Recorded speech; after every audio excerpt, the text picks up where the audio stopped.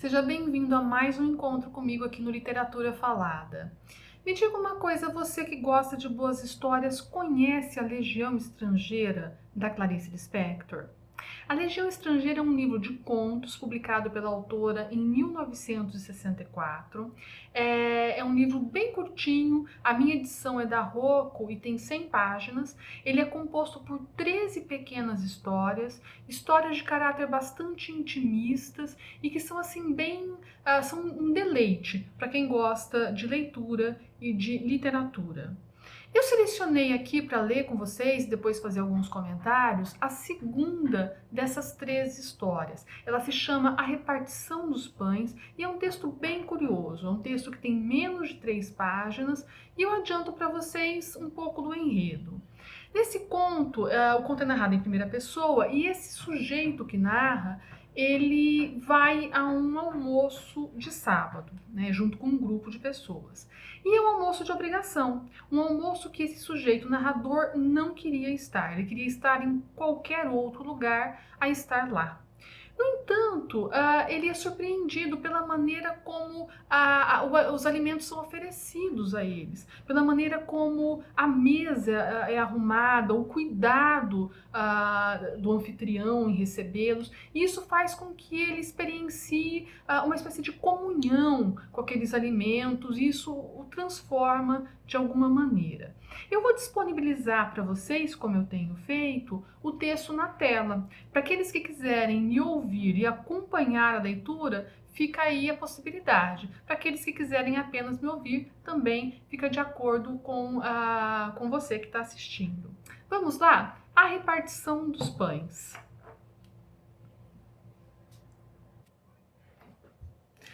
Era sábado e estávamos convidados para o almoço de obrigação. Mas cada um de nós gostava demais de sábado para gastá-lo com quem não queríamos. Cada um fora alguma vez feliz e ficara com a marca do desejo.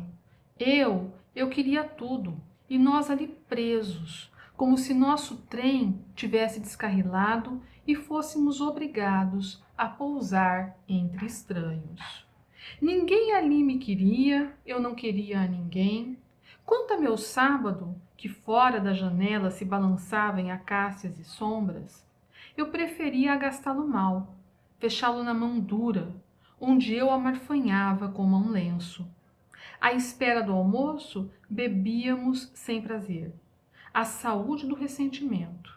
Amanhã já seria domingo. Não é com você que eu quero, dizia nosso olhar sem umidade. E soprávamos devagar a fumaça do cigarro seco. A avareza de não repartir o sábado ia a pouco roendo e avançando como ferrugem, até que qualquer alegria seria um insulto à alegria maior. Só a dona da casa não parecia economizar o sábado para usá-lo numa quinta de noite. Ela, no entanto, cujo coração já conhecera outros sábados, como pudera esquecer que se quer mais e mais? Não se impacientava sequer com o grupo heterogêneo, sonhador e resignado, que na sua casa só esperava como pela hora do primeiro trem partir, qualquer trem, menos ficar naquela estação vazia, menos ter que refriar o cavalo que correria de coração batendo para outros cavalos. Passamos afinal a sala para o almoço, que não tinha a bênção da fome. E foi quando, surpreendidos, deparamos com a mesa. Não podia ser para nós. Era uma mesa para homens de boa vontade. Quem seria o conviva realmente esperado e que não viera? Mas éramos nós mesmos.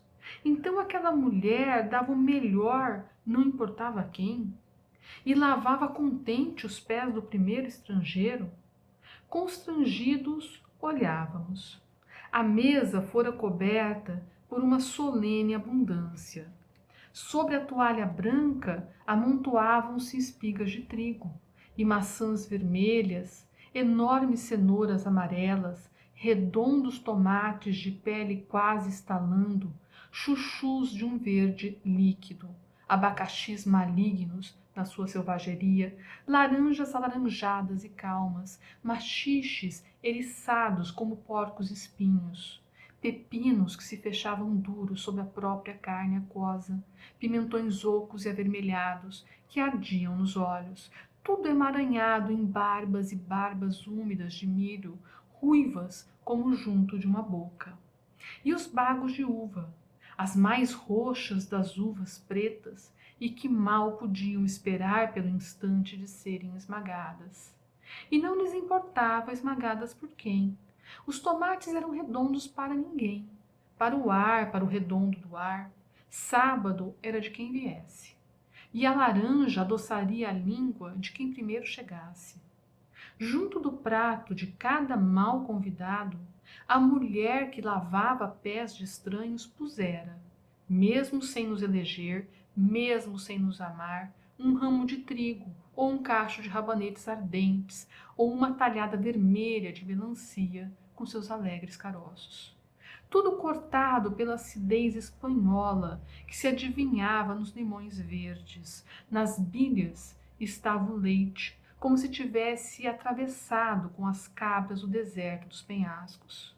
Vinho, quase negro de tão pisado, estremecia em vasilhas de barro, tudo diante de nós, tudo limpo do retorcido desejo humano, tudo como é, não como que quiséramos.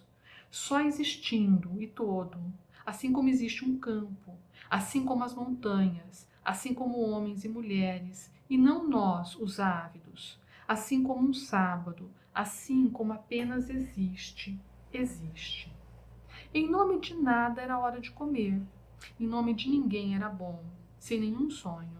E nós, pouco a pouco, a par do dia, pouco a pouco, anonimizados, crescendo maiores à altura da vida possível. Então, como fidalgos camponeses, aceitamos a mesa. Não havia holocausto. Aquilo tudo queria tanto ser comido quanto nós queríamos comê-lo. Nada guardando para o dia seguinte. Ali mesmo ofereci o que eu sentia àquilo que me fazia sentir. Era um viver que eu não pagara de antemão com o sofrimento da espera. Fome que nasce quando a boca já está perto da comida, porque agora estávamos com fome. Fome inteira que obrigava o todo e as migalhas. Quem bebia vinho com os olhos tomava conta do leite. Quem lento bebeu o leite sentiu o vinho que o outro bebia. Lá fora, Deus nas acácias, que existiam, comíamos, como quem dá água ao cavalo. A carne trinchada foi distribuída. A cordialidade era rude e rural. Ninguém falou mal de ninguém, porque ninguém falou bem de ninguém. Era reunião de colheita e fez-se trégua. Comíamos, como uma horda de seres vivos, cobríamos gradualmente a terra. Ocupados como quem lavra a existência e planta e colhe, mata e vive, morre, come. Comi com a honestidade de quem não engana o que come. Comi aquela comida e não o seu nome. Nunca Deus foi tão tomado pelo que ele é. A comida dizia rude, feliz, austera: come, come e reparte. Aquilo tudo me pertencia. Aquela era a mesa de meu pai. Comi sem ternura, comi sem a paixão da piedade e sem me oferecer a esperança. Comi sem saudade nenhuma, e eu bem valia aquela comida, porque nem sempre posso ser a guarda de meu irmão, e não posso mais ser a minha guarda. Ah, não me quero mais. E não quero formar a vida, porque a existência já existe. Existe como um chão onde nós todos avançamos. Sem uma palavra de amor, sem uma palavra.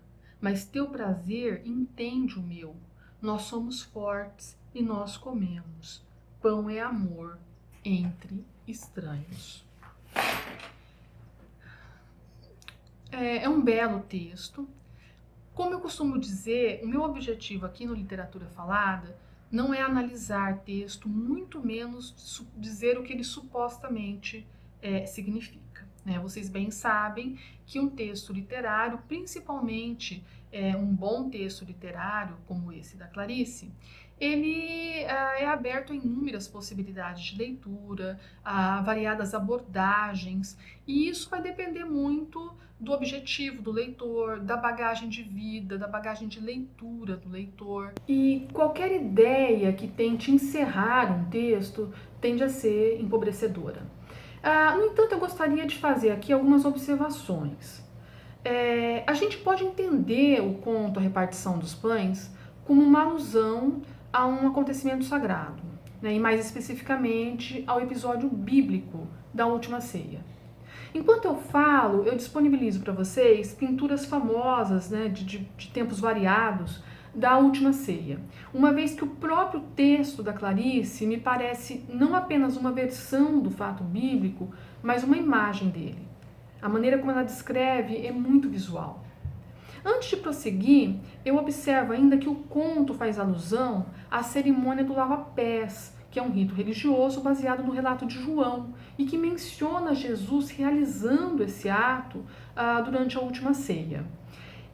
A cerimônia, como vocês sabem, é realizada na quinta-feira da Semana Santa, lembrando a vocês que o conto faz referência à quinta-feira, né, além de se referir ao lava-pés. Veja, só a dona da casa não parecia economizar o sábado para usá-lo numa quinta-noite.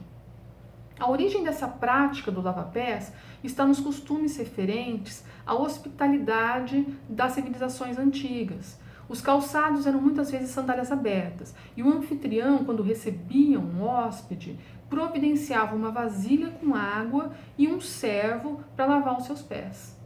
Esse costume aparece em vários pontos do Antigo Testamento e também em documentos históricos e outros documentos religiosos.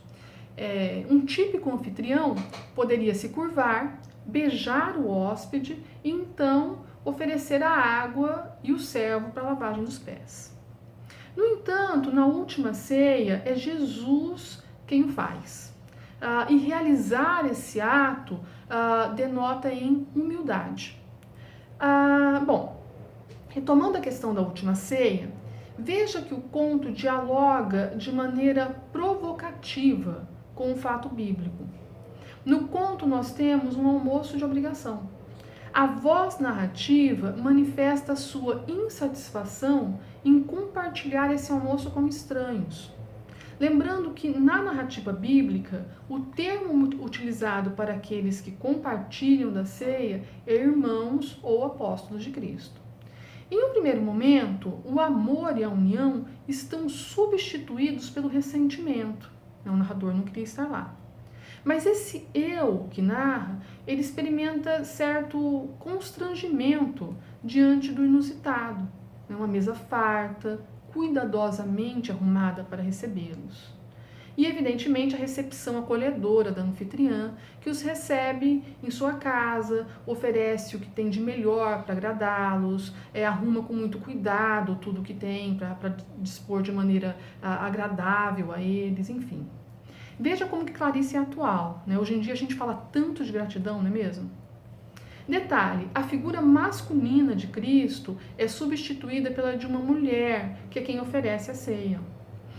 Clarice Lispector explora também um jogo intersensorial na descrição dessa mesa. Isso a gente percebe quando ela descreve os alimentos, as formas, os sabores, as cores, as texturas. Né? E uma das características fundamentais dessa descrição é a sinestesia. Verde líquido, laranjas calmas.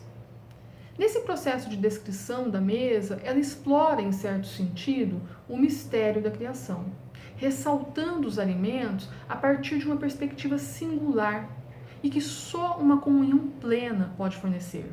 Veja, pimentões ocos e avermelhados que ardiam nos olhos, tudo emaranhado em barbas úmidas de milho, ruivas como junto de uma boca, e os bagos de uva, as mais roxas das uvas pretas e que mal podiam esperar pelo instante de serem esmagadas.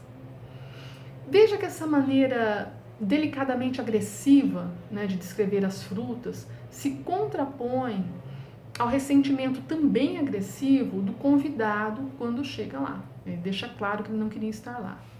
Outro dado curioso: o ciclo descritivo dos alimentos tem início no branco da toalha e na fertilidade sugerida pelo trigo, e que poderiam representar o início da vida.